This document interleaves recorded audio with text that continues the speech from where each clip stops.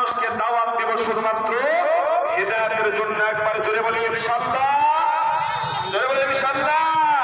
ভাইজান, হিদায়াত দিবেন আল্লাহ, আপনি মানুষকে পৌঁছে দেবেন।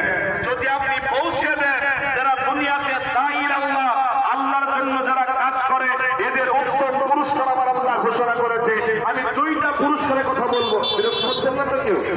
হ্যাঁ, দুইটা পুরস্কারের কথা আপনাদের। সাইকেল পারবে, মোটরসাইকেল, হেঁটে ক্ষমতা নাই, লাল মানে বন্ধ, কারোর ক্ষমতা নাই, কেউ যেতে পারবে না। কিন্তু একটা গাড়ির কোনো বাধা নাই।